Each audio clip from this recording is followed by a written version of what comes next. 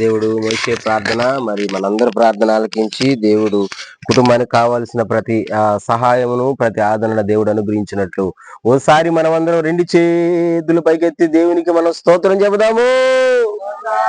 స్తోత్రం స్తోత్రం స్తోత్రం స్తోత్రం. సమస్త స్తుతి ఘనత మహిమ ప్రభావములు యుగ యుగములు మన యేసయ్యకే చెల్లును గాక. చెబుదాం చేతులెత్తి హల్లెలూయా. గట్టిగా చెప్దాం హల్లెలూయా.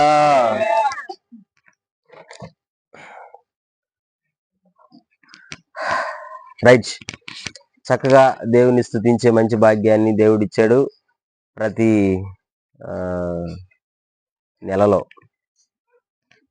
నెలలో ఒక రోజు ప్రభు కుమారు తన కుటుంబంలో ప్రార్థన పెట్టుకుంటున్నాడు. ఇది ఖర్చుతో కూడుకునింది, కష్టంతో కూడుకునింది. అయినా కానీ బిడ్డ ఎంతో చక్కగా ప్రతి నెల పెట్టుకుంటున్నాడు. చాలా సంతోషం. చక్కగా కలిసి పాటలు పాడాము ఇప్పుడు దాకా. ఏం చెప్పాలో ప్రభువా అని నేను ఆలోచన చేస్తున్నప్పుడు దేవుడు నాకు ఒక అద్భుతమైన ఒక మాట చూపించాడు. ఎందుకో ఈ నెలలో ఈరోజు ఆ మాటని జ్ఞాపకం చెయ్యి అని చెప్తున్నాడు. భలే అద్భుతమైన మాట. ఒకసారి ఆ మాటను మనం చూద్దాం దేవుని వాక్యంలో నుంచి. ఒకసారి యోహాను సువార్త 16వ అధ్యాయాన్ని చూద్దాం. యోహాను సువార్త 16వ అధ్యాయం 33వ వచనాన్ని మనం చదువుదాం.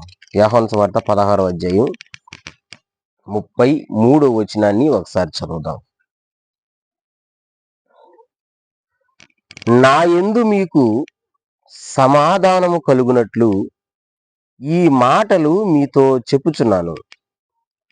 లోకములో మీకు శ్రమ కలుగును, అయినను ధైర్యము తెచ్చుకునుడి, నేను లోకమును జయించి ఉన్నానెను. దేవుడు ఈ మాటను మన వినికిడిలో దీవించును గాక. మనసారా ఒకసారి చేతులెత్తి స్తోత్రం చెప్దాం హల్లెలూయా. యేసయ్య తన బిడ్డలకి చెప్పాడు, తన శిష్యులకి చెప్పాడు, శిష్యులారా లోకములో మీకు శ్రమలు వస్తాయి అని చెప్పాడు. నానా, దేవుని బిడలంగా ఉంటున్నటువంటి మనకు, దేవుని నమ్ముకున్నటువంటి మనకు ఖచ్చితంగా శ్రమలు వస్తాయి. శ్రమలు రాకపోతే అసలు క్రైస్తవుడనే ఆ పిలుపుకి అర్థమే లేదు. శ్రమ వస్తేనే నిజంగా మనం దేవుని బిడ్డ అనేదానికి ఒక రుజువు, ఒక గుర్తు. అందుకే ప్రభు అంటున్నాడు శ్రమలు వస్తాయి. దేవుడు ముందే చెప్పాడు శ్రమలు వస్తాయి. శ్రమ అనేది ఎట్టయినా రావచ్చు. ఇంట్లో రావచ్చు, బయట రావచ్చు, ఎవరైనా మనుషుల ద్వారా రావచ్చు,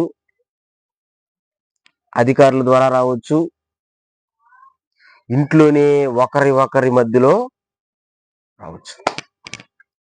శ్రమ అనేది ఏ రూపంలో వస్తుంది. ఎందుకు వస్తుందంటే ఈ శ్రమని పుట్టించేది, శ్రమని కలిగించేది సాతానుగాడు. ఒక మనిషి మీదకి శ్రమ వచ్చింది అంటే దానికి ఎవరు కారణం? సాతానుగాడు. ఈరోజు ఒక సోదరుడు ఫోన్ చేశాడు. సార్ నాకు భయం వేస్తా ఉంది అని అంటున్నాడు. ఏరన్నా ఎందుకు భయం వేస్తున్నారు అని అంటే అతనికి ఒక కొడుకున్నాడు, చిన్న పిల్లడు కొడుకుంటే ఉన్నట్టుండంట 2 రోజుల నుంచి ఉలిక్కిపడి ఏడుస్తున్నాడంట. విపరీతమైన జ్వరం వస్తుందంట. బిడ్డల మీద మనకి ఎక్కువ ప్రేమ ఉంటది కదా, ఉండదా? చిన్న బిడ్డల మీద ఎక్కువ ప్రేమ ఉంటది. అందులో మొదటి పుట్టిన బిడ్డ మీద ఇంకా ప్రేమ ఉంటది, ఆడపిల్లైనా మగపిల్లడైనా. ఆ విధంగా ఉలిక్కిపడి ఏడుస్తూ ఉండేసరికి భయపడిపోతున్నాడంట. అసలు నాకు ఏం చేయాలో అర్థం కావట్లేదు సార్, నువ్వు ఒకసారి రా అనేసరికి ఎక్కడున్నారు మీరంటే మేము ఇంటికాడ కూడా లేము, ఇంకొకరు ఇంటికాడ ఉన్నాము, ఆ పిల్లల్ని సతాయించలేకపోతున్నాం అనేసరికి వాళ్ళు ఎక్కడున్నారో అడ్రస్ కనుక్కొని అక్కడికి వెళ్ళి బైబిల్ ఆకు రాసి కట్టి ప్రార్థన చేసి వచ్చా. నేను ఎందుకు చెప్తున్నానంటే ఏదో తనని భయపెడుతుందన్నటువంటి ఆలోచనలో ఉన్నారు. నేను ఇదే వాక్యం చూసుకొని ఉన్నా. ఈరోజు ఇక్కడ చెప్పేదానికి ఈ దేవుడు ఇదే ప్రేరేపించాడు. ఆడ జరిగినటువంటి సంభాషణకి, ఇక్కడ చెప్పమన్నటువంటి మాటకి లింక్ చూడండి. శ్రమ అనేది సాతానుడు పుట్టిస్తాడు. కొన్ని కుటుంబాల్లో ఎన్ని శ్రమలు ఉంటాయంటే అన్ని శ్రమలు ఉంటాయి. ఇందాక దానియేలు ప్రార్థన చేస్తా ఒక మంచి మాట అన్నాడు. నాకు భలే నచ్చింది ఆ మాట. ఏంటా అన్నాడంటే, ఇంట్లో ఏదున్నా లేకపోయినా, ప్రతి ఇంట్లో డబ్బులున్నా లేకపోయినా, తిండున్నా లేకపోయినా సమాధానం ఉండాల. యేసయ్య కూడా అదే మాట వాడాడు ఇక్కడ చూడండి. నా యందు మీకు సమాధానము కలుగునట్లు ఈ మాటలు మీతో చెప్పుచున్నాను. ఇదిగో నేను ఎందుకు ఈ శ్రమలు మీకు వస్తాయని మీకు చెప్తున్నానంటే, మీరు ముందుగానే తెలుసుకుంటారని, జాగ్రత్తగా ఉంటారని. శ్రమ కలిగించేవాడు అపవాదిగాడు. వాడు ఎందుకు కలిగిస్తాడు తెలుసా? శ్రమ ఎందుకు కలిగిస్తాడు తెలుసా? ఒక 2 రెఫరెన్స్లు మనం చదువుతాను. ఒక 2 రెఫరెన్స్లు మనం చదువుదాం. అదే యోహాను సువార్తలోనే 15వ అధ్యాయం 19వ వచనం చూద్దాం. 15వ అధ్యాయం 19వ వచనం చూద్దాం. మీరు లోక సంబంధులైన ఎడల లోకము తన వారిని స్నేహించును. అయితే మీరు లోక సంబంధులు కారు, నేను మిమ్మును లోకములో నుండి ఏర్పరచుకొంటిని. అందుచేతనే లోకము మిమ్మును ద్వేషించుచున్నది. లోకములో క్రైస్తవునికి శ్రమ ఎందుకు వస్తుందంటే చాలా జాగ్రత్తగా వినాలా. చాలా చక్కగా యేసయ్య చెప్పాడు. అయితే మీరు లోక సంబంధులు కారు. ఒకసారి వింటున్నారా? లోకంలో క్రైస్తవునికి శ్రమ ఎందుకు వస్తుందంట? మీరు లోక సంబంధులు కారు. హల్లెలూయా.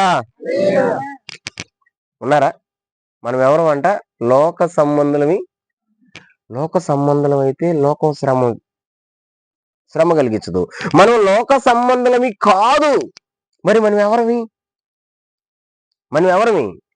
దేవుని చేత ఏర్పరుచుకున్నటువంటి వాళ్ళమి, దేవుని చేత పిలుచుకున్న వాళ్ళమి.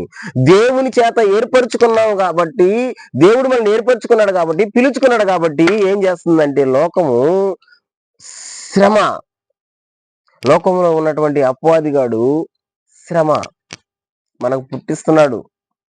ఇప్పుడు నేను శ్రమ అని చెప్తున్నానంటే, అమ్మో ఓడు శ్రమలు పుట్టిస్తున్నాడంట, ఓడు కష్టాలు పుట్టిస్తున్నాడంట అని మనం అనుకోవచ్చు. కానీ నేను ఏం చెప్పాలనుకుంటున్నానంటే, ఓడు శ్రమలు పుట్టిస్తా ఉంటాడు, ఓడు శ్రమలు కలిగిస్తా ఉంటాడు. ఆ శ్రమలను మన దేవుడు ఏం చేస్తుంటాడంటే ఆశీర్వాదకరంగా మారుస్తుంటాడు. గట్టిగా చప్పట్లు కొడదామా?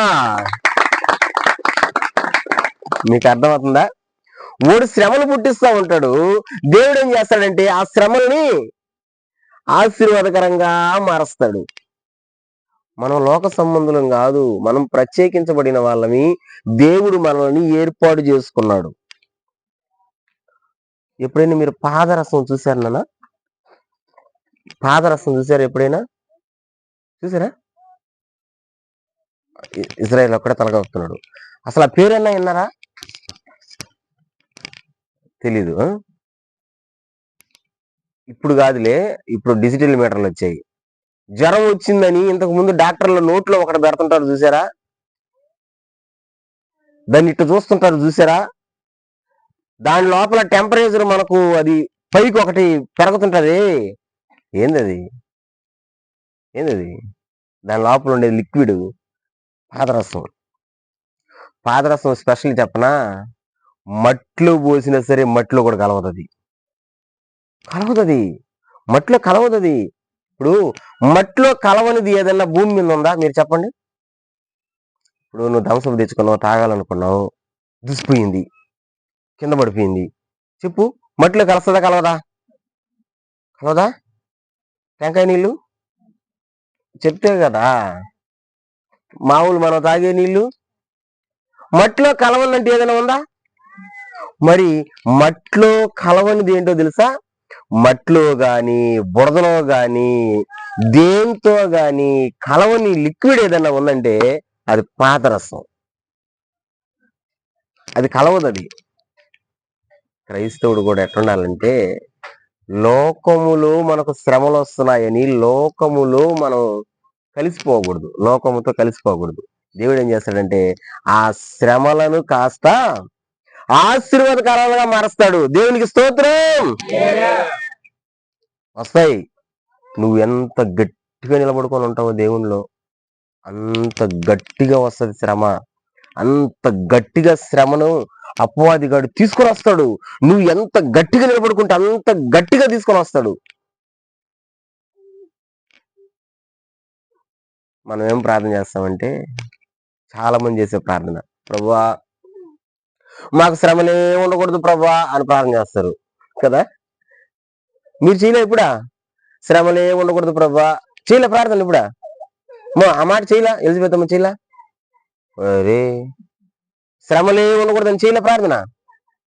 చేసుంటారు. కానీ మనం చేయాల్సిన ప్రార్థన అది కాదు.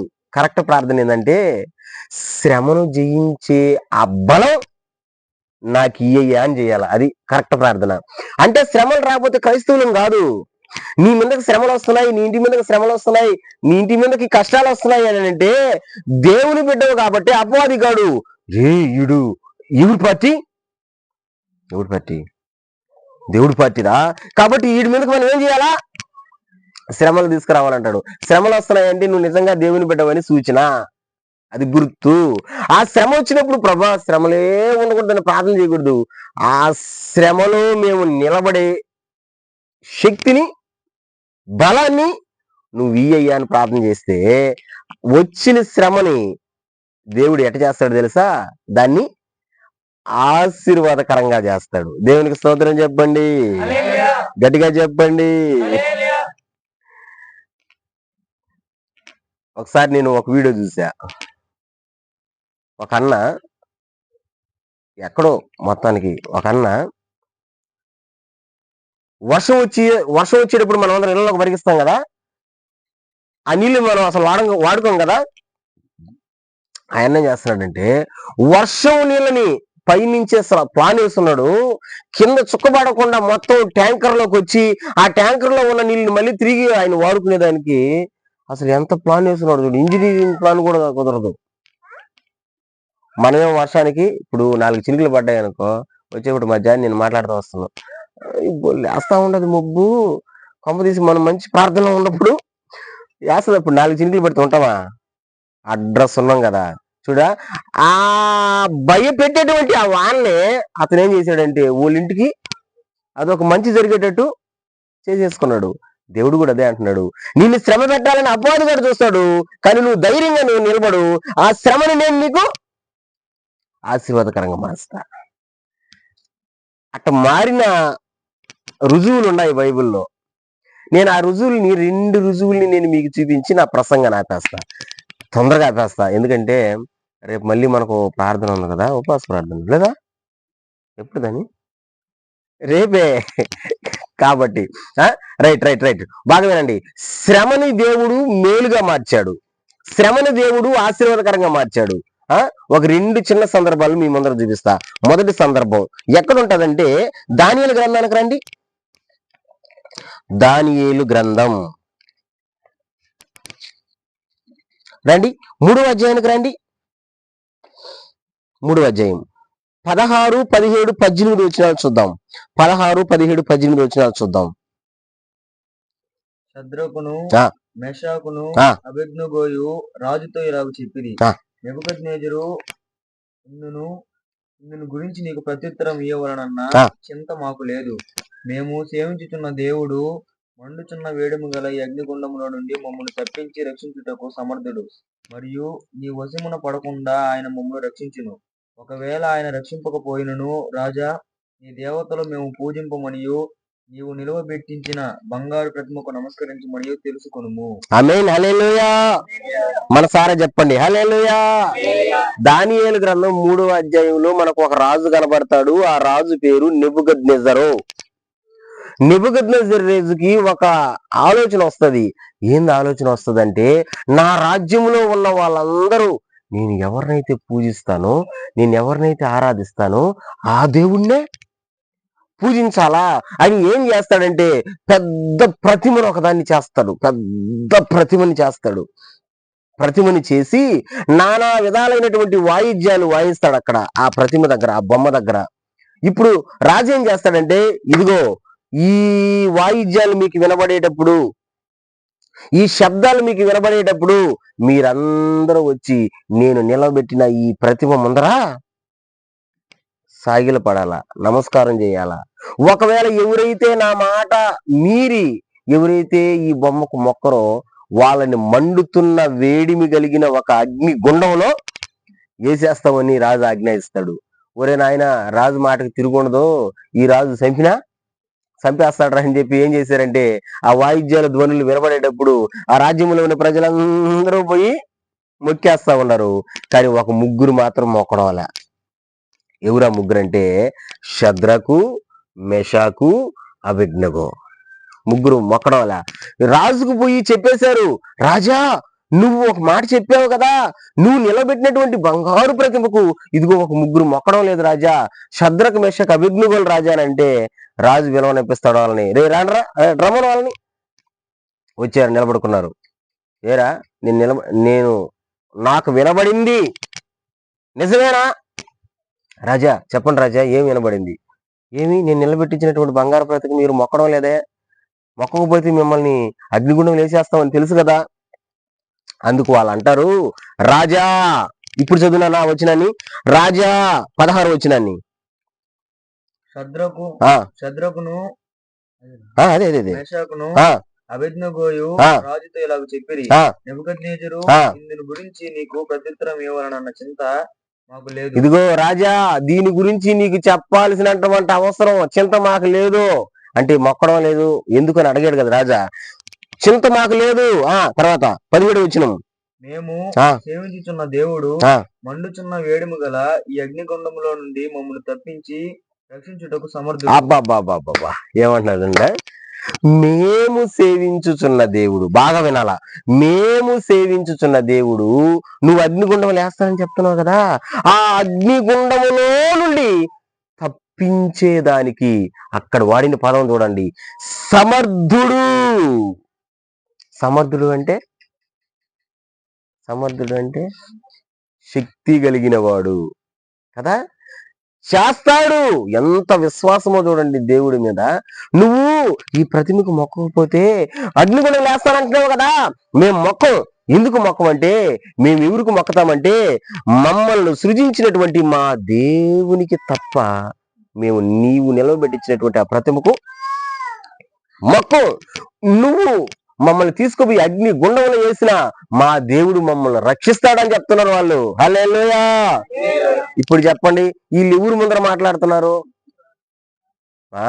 అధికారుల ముందర ఎట్ట మాట్లాడాలి మనం? అధికారుల ముందర ఎట్ట మాట్లాడాలి మనం? ఒరే మీరు ఎప్పుడు అధికారుల ముందర మాట్లాడాలా? అంటే నాయకుల ముందర, పెద్దోళ్ళ ముందర మాట్లాడాలా? ఎట్ట మాట్లాడుకుంటారు?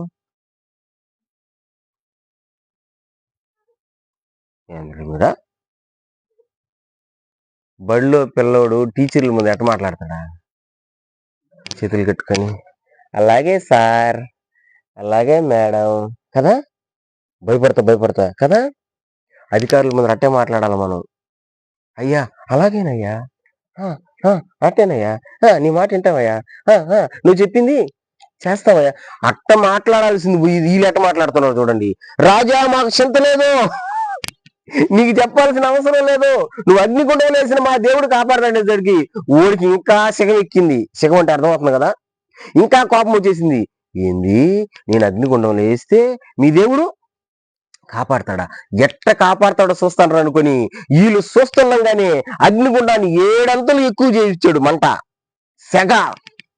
వీళ్ళు చూస్తా ఉన్నారు. అంటే రాజు అంటాడు, దాన్ని చూసైనా సరే వీళ్ళు భయపడి నేను నిలబెట్టించిన నా ప్రతిమకు మొక్కతారు. దాన్ని చూసైనా భయపడి.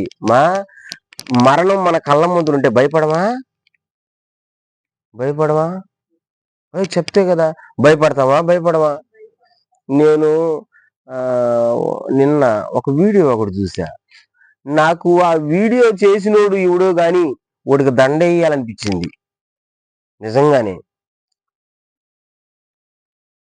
పాము గరిచినప్పుడు జాగ్రత్తలు చెప్తున్నాడు వాడు. ఇంట్రెస్ట్గా వింటున్నా నేను. ఎందుకంటే మన ఏరియాలో ఉంటలా, నేను దెయ్యాలకు భయపడము కానీ పావుకు భయపడతా ఖచ్చితంగా. అది చిన్నప్పుడు ఒక కథ జరుగుండదులే, ఆ కథ ఇంకెప్పుడైనా చెప్తా. పాము అంటే నాకు భలే భయం, పావుకు భయపడతా. పాము గడిచినప్పుడు జాగ్రత్తలు చెప్తున్నాడు. ఏం జాగ్రత్తలు చెప్తున్నాడంటే, నెంబర్ 1 నువ్వు టెన్షన్ పడకూడదు అంటున్నాడు. ఎట్టా ఉన్నారా? ఏం చేయకూడదంట? ఇప్పుడు మీకు పాము గడిచింది, నువ్వు టెన్షన్ పడవా? సంతోషంగా నవ్వుతావా? ఒకవేళ నీకు పాము గడిచిన నువ్వు నవ్వినావు అనుకో, చూసి జనాలు ఏమనుకుంటారు? అయ్యో ఈ బిడ్డకి దెబ్బేసింది, అంటే మైండ్ దెబ్బేసింది అనుకుంటారు. అనుకుంటారు. టెన్షన్ పడకూడదు. అప్పుడు నేను అబ్బా ఈ పని ఖచ్చితంగా చేస్తాం మేము, టెన్షన్ పడకూడదు. రెండోది, నువ్వు ఎక్కడైతే నిన్ను కరిసిందో, కరిసిన కాడి నుంచి ఒక అడుగు కూడా ముందుకు వేయకూడదు, ఎవరన్నా వచ్చి నిన్ను ఎత్తుకొని బావాలా అంటున్నాడు. అంటే నడిస్తేనంట తొందరగా విషయం ఎక్కుతుందంట. ఇప్పుడు ఆయన బయటకు నువ్వు పాము కలిసింది, చేసి ఫస్ట్ పని ఏంది? మన పని చేసే ఫస్ట్ పని ఏం పని? అరే పాము కలిసింది, ఫస్ట్ పని ఏం పని చేస్తాం? ఆ నుంచి ఆగ మేఘాల్లో పరిగెత్తమంట. ఆడు కూర్చొని దానిలకు లేని కలవలేదు, నేనేం చేయాలా అంతే కదా. ఇంకా దానిలో ఆడే ఉంటాడు, ఆయన వచ్చిన దాకా నేను ఆడే కూర్చోండాలా, చచ్చిపోలా. ఎంత సిల్లీగా చెప్తున్నాడంటే అంత సిల్లీగా నేను అనుకోను. నువ్వు ఎవడు, నువ్వు భలే గొప్ప ఉండరా అయినా, నీకు దండ వేయాలరా, నడవకూడదంట, టెన్షన్ పడకూడదంట. చూడండి, మరణం అంటే ఎవరికైనా భయమే, మరణం అంటే ఎవరికైనా టెన్షనే, మరణం అంటే ఎవరైనా పరిగెత్తారంతే. చావు అంటే భయపడని వాడు భూమి మీద లేడు. నీకు తెలుసా, జాతకాలు చెప్పుకునే వాళ్ళు జాతకాలు చెప్పుకోవడానికి పోతే వాళ్ళు డబ్బులు తీసుకుంటారు తెలుసా. ఏ రూపంలో తీసుకుంటారు డబ్బులు? నిన్ను భయపెడతారు వాళ్ళు, నీకేదైనా జరిగిపోతుందని చెప్తారు వాళ్ళు, నువ్వు చచ్చిపోతావని చెప్తారు వాళ్ళు. వెంటనే ఏమైపోతుంది మనకు? భయం వేసిపోయి అమ్మో మేము చచ్చిపోతామంట, అట్టయిపోతుంది ఇట్టయిపోతుంది అంటున్నా అనుకుని ఏం చేస్తారో తెలుసా? ఓడు అడిగింది డబ్బులు ఇస్తాడు. నేనేం చెప్తున్నాను మీకు అర్థమవుతుంది కాదు? మరణము మన కళ్ళ ముందర ఉంటే మనం భయపడతాం. ఏ మనిషి అయినా భయపడతాడు. శద్రక్ మేషక్ అబేద్నెగోల కళ్ళ ముందర ఉంది మరణం. ఏ రూపంలో ఉంది మరణం? అగ్నిగుండం రూపంలో ఉంది మరణం. మామూలుగా కాదు, ఉండే అగ్నిగుండం కంటే 7 అంతలు ఎక్కువగా మండుతుంది, గనగనగనగన మండుతుంది. వీళ్ళు అంటున్నారు మాకు చింత లేదు రాజా అంటున్నారు. ఒరే వీళ్ళు ఇనేటట్టు లేరు కానీ ఈ రోజు 3 కిట్లు ఎగిరిపోతాయి ఇక్కడ అంటే అర్థం 3 చచ్చిపోతారు. ఎత్తుకోపోయి వేసిండ్రా, ఎత్తుకోపోయినారు, వేసేసారు. మీకు ఒక విచిత్రం చెప్పనా? వాళ్ళని ఎత్తుకొని పోయారే, అంటే పట్టుకొని పోయారు వేసేదానికి, ఓళ్ళు చచ్చిపోయారు. అగ్ని జ్వాలల చేత కాల్చబడి ఆ సెగలకు తట్టుకోలేక ఓళ్ళు చచ్చిపోయారు. లోపల పడ్డారే. రాజు అనుకుంటున్నాడు ఎత్తుకుపోయిన వాళ్ళే చచ్చిపోయారంటే లోపల పడ్డ వాళ్ళ పరిస్థితి ఎట్టుంటది అనుకుని రాజు తొంగు చూస్తానంట. కాసేపు తర్వాత వేసింది 3, ఉండేది 4 అగ్నిగుండంలో. ఆ 4వ వాడి రూపం ఎట్టుందంటే, మీరు చదివితే 3వ అధ్యాయం, ఆ 4వ వాడి రూపం ఎట్టుందంటే దేవదూతల రూపం.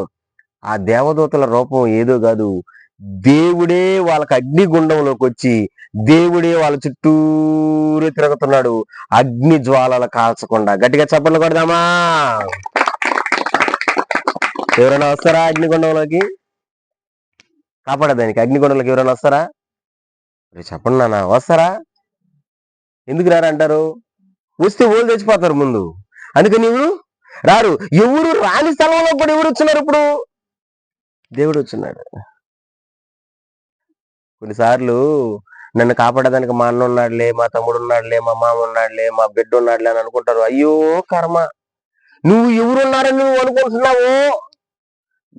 నిన్ను ఆదుకునేదానికి, నీకు సహాయం చేసేదానికి, నిన్ను కాపాడేదానికి రారు. ఆ టైంలో కాపాడేది ఎవరో తెలుసా? దేవుడే కాపాడతాడు. శ్రమ వచ్చిందమ్మా, శ్రమ వచ్చింది నాన్న. వీళ్ళు తప్పు చేస్తే శ్రమ రాలా. శద్రక్ మేషక్ అబేద్నెగో ఏమైనా తప్పు చేశారా? చేయలా. తప్పు చేయకపోయినా శ్రమ వచ్చింది చూడండి. దేవుని బిడ్డలకు శ్రమ వస్తుందని యేసే చెప్పాడుగా. తప్పు చెయ్యకపోయినా ఇప్పుడు తప్పు చేస్తే శ్రమ వస్తే అది ఇబ్బందిలా. ఉదాహరణకి చాలా మంది తాగుతారు. చాలా మంది అది ఒక అలవాటైపోయింది.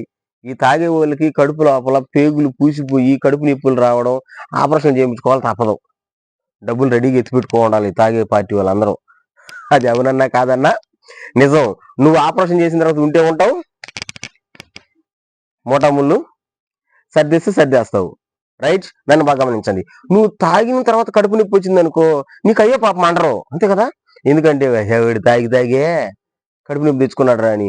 నీకు ఏ పాపం తెలీదు అంటే నువ్వు అసలు అలాంటి అలవాట్లు లేవు, నీకు కడుపు నొప్పి వస్తే అయ్యో పాపం అంటారు కదా. మరి వీళ్ళు ఏ తప్పు చేశారని వీళ్ళకి శ్రమ వచ్చింది? ఏ తప్పు చేశారని శ్రమ రాలా. అపవాదిగాడు వీళ్ళకి కావాలని శ్రమ తీసుకొని వచ్చి అగ్ని గుండంలో వేసేసాడు. రాజు చూస్తున్నాడు, ముగ్గురు లేరు, నలుగురు ఉన్నారు. రాజు అంటున్నాడు, బయటికి రండి. బయటకు వచ్చారు.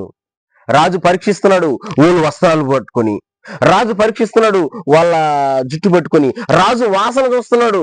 ఇప్పుడు మంటల్లో పడితే కనీసం ఇంటికి లేనా సుండించుకోపోవా, గొడ్లు కాలిపోవా, మన మొహం కాలిపోదా, శరీరం కాలిపోదా, ఎంట్రికు కూడా హాని జరగకుండా ఉందంట. దేవుడు ఆ గొప్ప కార్యాన్ని చూసి, దేవుడు అంత మంచి కార్యాన్ని చూసి, రాజు చేసినటువంటి ఒక పని నానా అస్సలు మైండ్ బ్లో అయిపోతుంది చూస్తుండే. అంత కార్యం జరిగింది అక్కడ. ఒకసారి చూద్దాం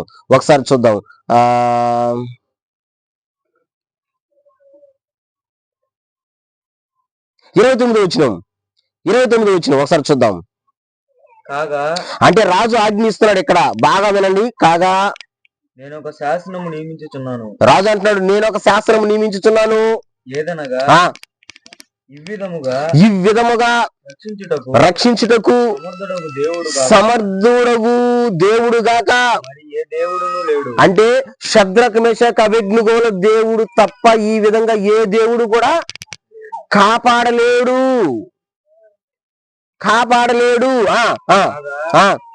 ఏ జనులలో గాని, రాష్ట్రంలో గాని, ఏ భాష మాట్లాడు వారిలో గాని షద్రకు మేషకు అబేద్నెగో అను వారి దేవుని ఎవడు దూషించును వాడు తృప్తినీయులుగా చేయబడు. ఏమంటాడు చూడండి, ఇదిగో నేను ఒక శాసనం ఇస్తున్నా. ఈ దేవుడు పవర్ఫుల్ దేవుడు. ఎవరు చెప్పిన మాటమా? రాజు. ఈ దేవుడు సమర్థుడు, ఈ దేవుడు పవర్ఫుల్ దేవుడు. ఈ విధంగా నేను ఈ ఊరిని కూడా చూడలా. అగ్నిగుండంలో ఒక్క ఇంటికి పాసు కూడా కాలిపోకుండా కాపాడినటువంటి దేవుడిని నేను ఎవరినో చూడలా. ఇదిగో వీళ్ళనే చూస్తున్నాను. కాబట్టి ఇదిగో షద్రక్ మేషక్ అబేద్నెగోల దేవుణ్ణి ఎవరైతే దూషిస్తారో, ఎవరైతే అంటే తిడతారో, ఏం చేస్తారంట రాజు? ఎవరైతే దూషించినో వాడు తుత్తినీయులుగా చేయబడును. అంటే వాళ్ళని ముక్కలుగా నరికేస్తా. ఆ తర్వాత వాని ఇల్లు ఎప్పుడును పెంట కుప్పగా ఉండదు. వాళ్ళ ఇల్లు పెంట కుప్పలుగా చేసేస్తా, అంటే వాళ్ళని చంపేస్తాను అంటున్నాడు రాజు. అంటే ఇప్పుడు రాజ్యానికి ఏం చెప్తున్నాడు మా రాజా?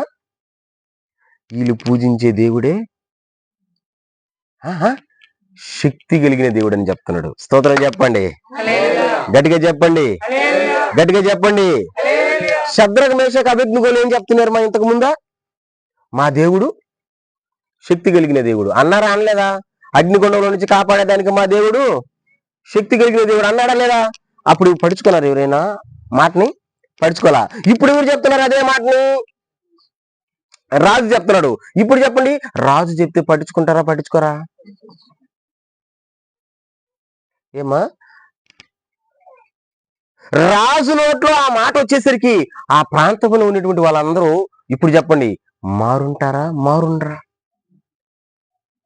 షద్రక్ మేషక్ అబేద్నెగోల దేవుడు శక్తిమంతుడని రాజే చెప్పాడు. కాబట్టి మనము కూడా ఆయనను ఆరాధిద్దాము రండి, మనము కూడా ఆయనను పూజిద్దాము రండి, మనము కూడా ఆయనను స్తుతిద్దాము రండి. ఆ ఏరియా అంతా ఒక్క దెబ్బకు మారిపోయింది. నేను అంటాను, షద్రక్ మేషక్ అబేద్నెగోలు అందరిని మార్చుందిరా. ఇప్పుడు మనం అందరిని మార్చేయగలమా? మార్చలేము. ఎందుకంటే మనం ఎలాంటి వాళ్ళమి, చిన్న వాళ్ళం కాబట్టి కొంతమంది వింటారు, కొంతమంది వినరు. వచ్చిన శ్రమలో వీళ్ళు గెలిచినందువల్ల ఇప్పుడు రాజు చెప్పాడు కదా, రాజు చెప్పినందువల్ల ఇప్పుడు మారుండరా? రాజే చెప్పాడంటే ఏమి చూసి చెప్పండి, ఏమి చూసి చెప్పాడు? ఏ కార్యాన్ని చూసి చెప్పాడో రాజు చేత కూడా దేవుడు చెప్పించాడు. ఇప్పుడు చెప్పండి, శ్రమ వచ్చిందా శద్రక మెషక అబేద్నెగోలకి? వచ్చిందారా లేదా? శ్రమలో గెలిచారా? మాట్లాడితే కదా గెలిచారా? ఇప్పుడు ఆ శ్రమ వాళ్ళకి మేలుగా మారిందా, కీడుగా మారిందా?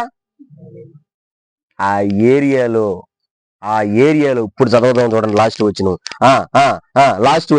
30 వచ్చిన అంతటా నుండి రాజు శద్రకు మేషకు అబేద్నెగోను వారిని బబులోను సంస్థానంలో హెచ్చించెను.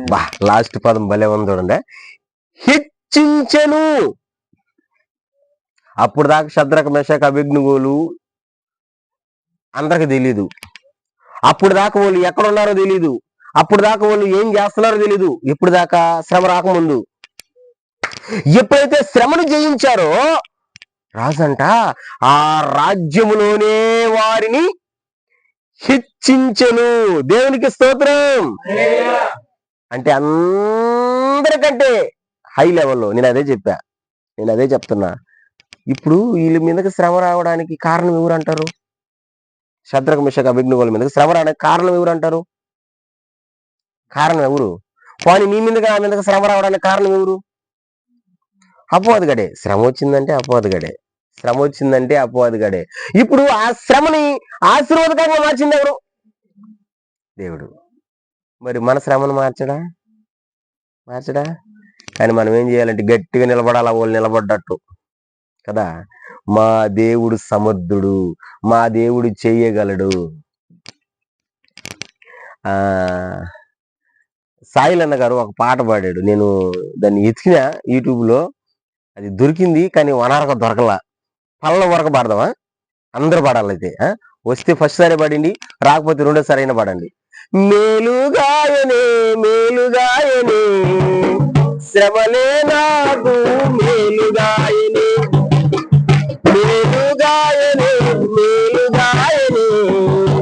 శ్రమలే నాకు మేలుగాయనే శ్రమలు నాకు మేలుగాయనే శ్రమలో దేవుడు దగ్గరాయనే శ్రమలు నాకు మేలుగాయనే శ్రమలో దేవుడు దగ్గరాయనే. హల్లెలూయా. వాళ్ళు పలక మీద పాడే పాటలు మనం డ్రమ్ మీద పడితే ఎట్టగలుస్తుంది?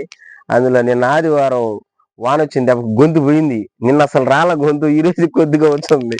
దేవునికి స్తోత్రం చెప్పండి. భలే రాశాడు కదా, మేలుగాయనే శ్రమలే నాకు మేలుగా. అంటే శ్రమలు నాకు మంచిది, శ్రమలు నాకు మేలు. శ్రమలు నాకు మేలుగాయనే శ్రమలో దేవుడు దగ్గరాయన. అంతే కదా, మనకు శ్రమలు వచ్చినాయంటే దేవుడు దగ్గరకు ఉంటాడంట. ఏవో నా బిడ్డ భయపడిపోతాడేమో, ఏవో నా బిడ్డ తడబడిపోతాడేమో, ఏవో నా బిడ్డ ఇంకా ఎలాగైనా అయిపోతాడేమో అనుకుని దేవుడు దగ్గరగా ఉంటాడంట. దేవుడు దగ్గరగా ఉండి కాపాడాడు వాళ్ళని. కాపాడలా? వేసింది ఎంతమంది? అగ్నిగుండం వల్ల కనబడింది ఎంతమంది? ఆ 4 ఆయన ఎవరో? నీవు నేను ఆరాధించి స్తుతించి గణపరుస్తున్నా దేవదేవుడు. గట్టిగా చప్పట్లు కొడదామా? శ్రమలు మనకు మేలు. యేసుప్రభు చెప్పాడు, లోకంలో మీకు శ్రమలు వస్తాయి. చూసారా, శ్రమ వచ్చింది, మేలుగా దేవుడు మార్చాడు. ఇంకొక చిన్న సందర్భాన్ని మనం చూసి మనం వాక్యాన్ని ముగించుకుందాం. అపోస్తుల కార్యాలకు వచ్చింది త్వరగా. అపోస్తుల కార్యాల గ్రంథం 16వ అధ్యాయానికి వచ్చింది. 16వ అధ్యాయానికి 23-25 వచనాలు చూద్దాం. 23-25 వచనాలు చూద్దాం. 23-25 వచనాలు చూద్దాం. వారు చాలా దెబ్బలు కొట్టి వారిని చెరసాలలో వేసి భద్రముగా కనిపెట్టవలెనని చెరసాల నాయకునికి ఆజ్ఞాపించిరి. అతడు అట్టి ఆజ్ఞను పొంది వారిని లోపల చెరసాలలోనికి త్రోసి వారి కాళ్లకు బొండ వేసి బిగించెను. అయితే మధ్యరాత్రి వేళ పౌలును శీలయు దేవునికి ప్రార్థించుచు కీర్తనలు పాడుచుండిరి. ఖైదీలు వినుచుండిరి. అప్పుడు అకస్మాత్తుగా మహాభూకంపము కలిగెను. చెరసాల పునాదులు అదిరెను. వెంటనే తలుపులన్నీ తెరుచుకొనెను. అందరి బంధకములు ఊడెను. ఆమేన్. హల్లెలూయా. చదివాం కదా నాన్న, ఒకసారి చెప్పండి సందర్భం ఏందది? చదివించాం కదా, ఇలా సందర్భం ఏందది? పౌలు శీలని చెరసాలను వేసేసారు, బాగా దెబ్బలు కొట్టేశారు, అదే కదా. వారు చాలా దెబ్బలు కొట్టి బంధకాలతో బంధించేశారు. చెరసాల నాయకుడికి ఆజ్ఞాపించారు, ఇదిగో జాగ్రత్తగా కాపలాగాయి, రేపు వరకు జాగ్రత్తగా కాపలాగాయి అన్నారు. సరేనని జాగ్రత్త కాపలా కాస్తా ఉన్నారు. అర్ధరాత్రి వేళ, మధ్యరాత్రి అర్ధరాత్రి వేళ పౌలు శీలలు ఏం చేస్తున్నారంటే పాటలు పాడతా దేవుణ్ణి స్తుతిస్తున్నారు. పాటలు పాడతా దేవుణ్ణి స్తుతిస్తా ఉన్నారు. ఖైదీలు అందరూ వింటున్నారంట. ఓరా, వీళ్ళు మనుషులేనా అసలుగా? ఇప్పుడు దాకా కొట్టారా వాళ్ళని? ఎవరిని? పౌలు శీలని ఇప్పుడు దాకా కొట్టారు, చాలా దెబ్బలు కొట్టారు, బెత్తలతో కొట్టారు, సంఖ్యలు వేసేసారు, బండలేసి బిగిచ్చేసినారు. అయినా కానీ వాళ్ళంట ఏం చేస్తున్నారంట, మధ్యరాత్రి వేళ పాటలు పాడుతున్నారంట. నిన్ను ఎవరైనా కొట్టి పాట పాడమ్మా అంటే పాట పాడతావా? ఎందుకు పాడవు? ఏంది, నన్ను కొట్టేసి మరి చెప్తే కదా పాట పాడమంటే ఎట్ట పాట పాడతాం అంటారు. బాగా దెబ్బలు కొట్టేసి పాటలు పాడుతున్నారంట, దేవుణ్ణి స్తుతిస్తున్నారంట, దేవుణ్ణి దేవుని ఆరాధిస్తున్నారంట. మధ్యరాత్రి వేళ ఏం జరిగిందంటే మహాభూకంపం కలిగింది. చెరసాల అదిరిపోయింది, ఆ సంఖ్యలు ఊడిపోయినాయి. అక్కడ జరిగిన కార్యం ఏంటంటే పౌలు శీలల సంఖ్యలు మాత్రమే కాదు, ఆ చెరసాలలో ఎంతమంది ఉన్నారో అంతమంది సంఖ్యలు ఊడిపోయినాయి. ఇప్పుడు మీరు చెప్పండి, సంఖ్యలు ఎందుకు వేస్తారు? చెరసాలలో ఉన్న వాళ్ళకి తప్పించుకొని పోకుండా ఇప్పుడు సంఖ్యలు ఊడిపోయినాయి. ఇప్పుడు కథ ఏంది? పోలీస్ స్టేషన్ లో దొంగోడు ఒకడిని జైల్లో పెట్టుంటే వీడు మనసు ఎట్లుంటుందా? అక్కడే ఉండాలని ఉంటుందా, పారిపోవాలని ఉంటుందా? వీడు పారిపోకుండా ఉన్నాడు అంటే కారణం ఏంటి? వీడు ఆ తలుపును చూస్తుంటాడు, ఆ తలుపు చేసిన తాళాన్ని చూస్తుంటాడు. ఇప్పుడు నువ్వు ఎవరో ఒకరు పోయేసి తలుపు తీసి తాళం తీసి తలుపు తీసి అట్లా నిలబడుకున్నారనుకో, వాడు చేసి ఫస్ట్ పని ఏందా? వచ్చింది అవకాశం, ఇదే అది ఉంటే పరిగిస్తారు.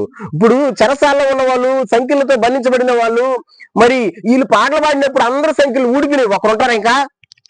ఓరే నాయన, దేవుడు మమ్మల్ని, ఇదిగో వీళ్ళు దేవుడే. ఏ దేవుడా? ఊరు దేవుడుమా?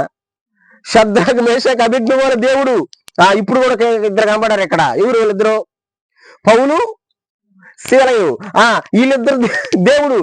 నాయన మాకు కూడా ఓలికే కాకుండా మాకు కూడా ఆఫర్ ఇచ్చాడు అనుకొని పారిపోవాలేదా? చెరసాల నాయకుడు వచ్చి చూసేసరికొల్లా తలుపులు తెరుచుకుని ఉన్నాయి చెరసాలకి, సంఖ్యలన్నీ ఊడిపోయి కోబడిపోయి ఉన్నాయి.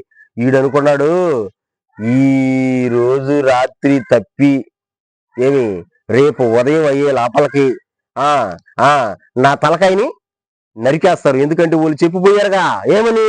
చెరసాలని జాగ్రత్త కాపలాగాయి. ఎందుకంటే చెరసాలలో ఎవరు ఉన్నారు? పౌలు శీలలు ఉన్నారు కదా. ఈ చెరసాల జాగ్రత్తగా కాపలాగాయని చెప్పేసిపోయినారు. నేను కాపలాగాయలేకపోయినాను, సంఖ్యలు ఊడిపోయినాయి అంటే, బంధకాలు దిగిపోయినాయి అంటే అందరూ వెళ్ళిపోయి ఉంటారు. నేనేం చెప్పాలనుకుని కత్తి తీసి చంపుకోపోయినాడంట. చూడండి ఆ మాట, భలే మాట ఉంటది అక్కడ. కత్తి తీసి చంపుకోపోయినాడంట. దేవునికి స్తోత్రం చెప్పండి. పౌలు శీలలు అంటారు,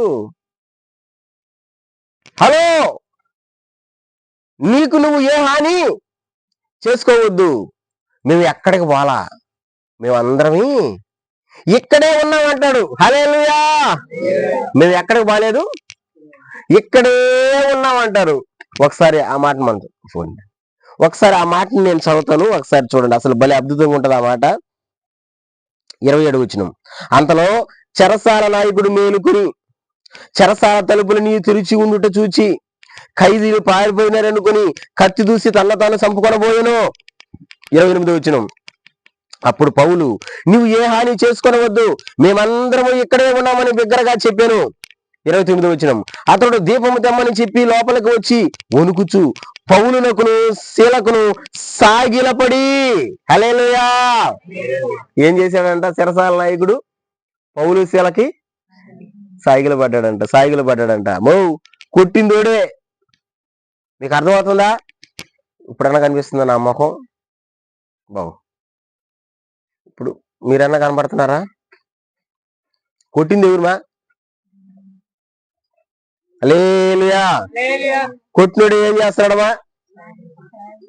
మన దేవుడు ఎంత గొప్ప దేవుడో చూడండి. కొట్టినోడే ఈ రోజు నిన్ను తిట్టినోడే రేపు నీ కాడికి వస్తాడు, వచ్చేటట్టు చేస్తాడు దేవుడు. అంతే. ఈ రోజు నిన్ను ఇబ్బంది పెట్టినోడే రేపు నీ దగ్గరకు వస్తాడు ఖచ్చితంగా. దేవుడు ఆ విధంగా చేస్తాడు. సాగిల పడ్డాడంట. సాగిల పడి, ఇప్పుడు అసలు ఇంకో అద్భుతమైన మాట ఉంటుంది చూడండి, 30 వచనం.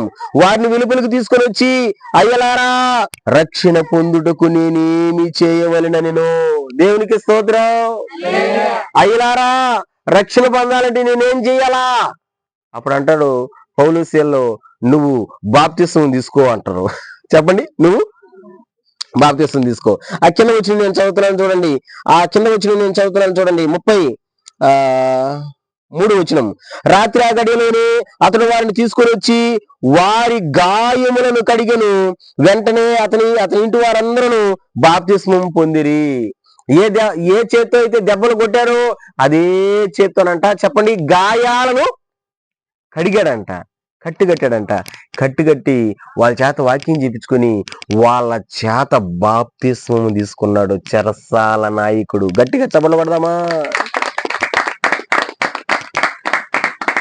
ఇప్పుడు చెప్పండి, పౌలు శీలకు శ్రమ వచ్చిందా? గట్టిగా అంటే కదా, వచ్చిందా? శ్రమను దేవుడు మేలుగా మార్చలా?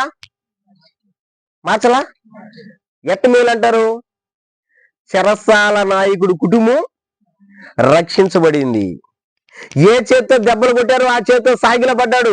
ఏ చేత్తో దెబ్బలు కొట్టాడో ఆ చేత్తో గాయాలని కడిగాడు. ఎంత అద్భుతమో చూడండి దేవుడు.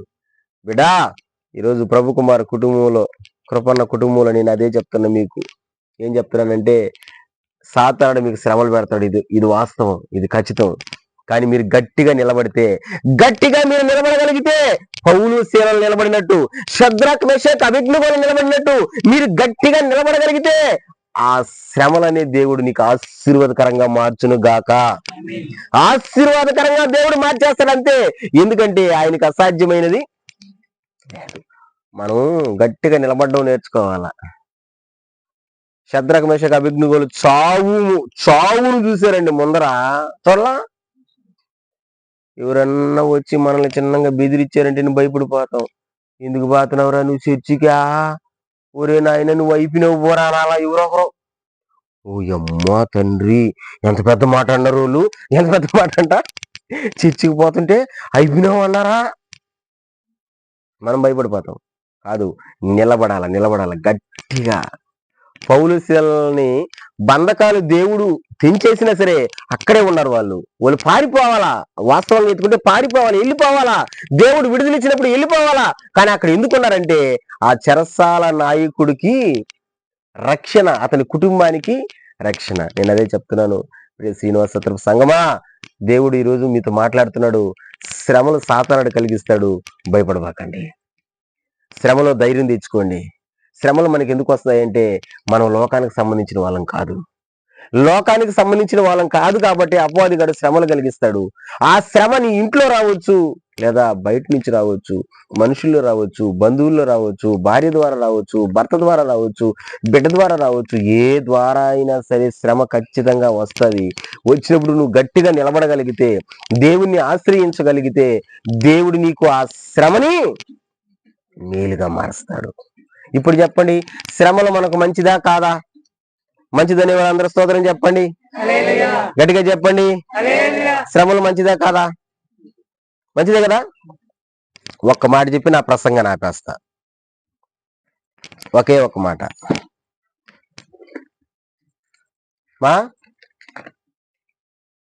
మీ ఇంట్లో గుడ్లు తుక్కునే వాషింగ్ మిషన్ ఉందా? ఎవరన్నీ ఇంట్లో గుడ్లు తుక్కునే వాషింగ్ మిషన్ ఉందా? వాషింగ్ మిషన్ ఉందా? ఉన్నదా? గుడ్లు వేస్తారా ఎప్పుడైనా దాంతో? ఏం గుడ్లు వేస్తారు? కొత్త గుడ్లు వేస్తారా? మాసిపోయిన గుడ్లు వేస్తారా? ఏమో మాట్లాడడంలో మీరు.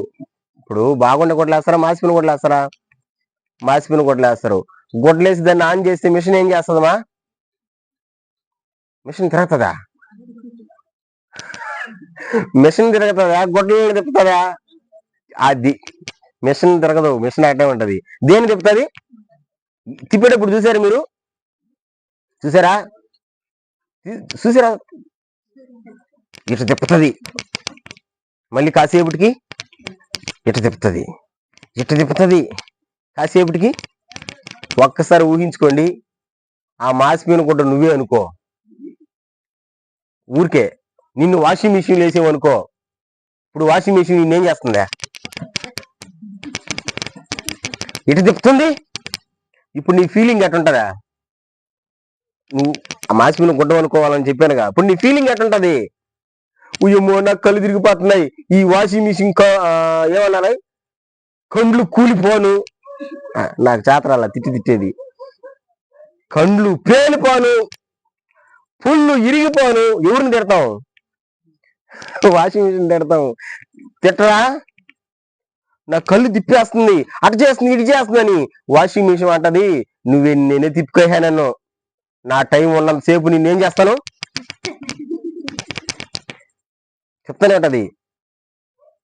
అది తిప్పేసి దాని టైం అయిపోయిన తర్వాత అప్పుడు వచ్చి గుడ్డ తీసుకున్నట్టు ఇస్తే మరకంతా పోయి తెల్లంగా కనబడుతుంది. ఇప్పుడు అనుకుంటది గుడ్డ, ఊరే వాషింగ్ మిషన్ అనవసరంగా తిప్పినవరా మనం, నాలో ఉన్న మురికిని ఫామ్ కొట్టేదానికే కదా నన్ను తిప్పింది. అది అర్థం కాలేదా? దేవుడు కూడా ఎందుకు శ్రమలు రప్పిస్తాడంటే మన మీదకి. అపవాదిగాడు శ్రమలు మనకు రావాలి అని దేవుడు ఎందుకు అనుకుంటాడంటే, ఆ శ్రమలు వస్తేనే నువ్వు శుభ్రం అవుతావు. శ్రమలు రాకపోతే శుభ్రం అవ్వు. నాకు ఒక్క మాట చెప్పండి, నువ్వు సంతోషంగా ఉన్నప్పుడు ఎప్పుడైనా ప్రార్థన చేసి ఉంటావా? అంటే ఏ బాధ ఏ కష్టం లేనప్పుడు ఎప్పుడైనా ప్రార్థన చేసి ఉంటావా? కానీ నీకు ప్రార్థన ఎప్పుడు గుర్తొస్తుంది? ప్రార్థన చేయాలని ఎప్పుడు గుర్తొస్తుంది?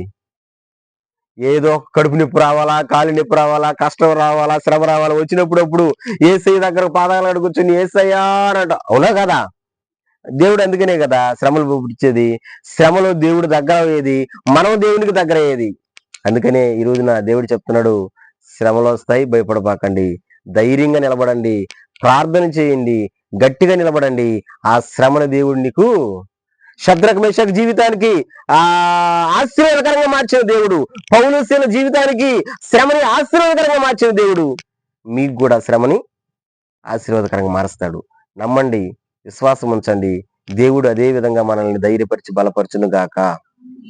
ఆమేన్. ప్రార్థన చేద్దామా? నా ప్రియ దేవుని బిడ్డ, నా ప్రియ దేవుని సంగమా, ఈరోజు శ్రీనివాస సత్రంలో ప్రభు కుమార్ కుటుంబంలో చేరి దేవునితో మాట్లాడి ఉంటే, ఈ కుటుంబానికి వరకే కాదు ఈ మాటలు, మీ అందరికి కూడా ఈ మాటలు.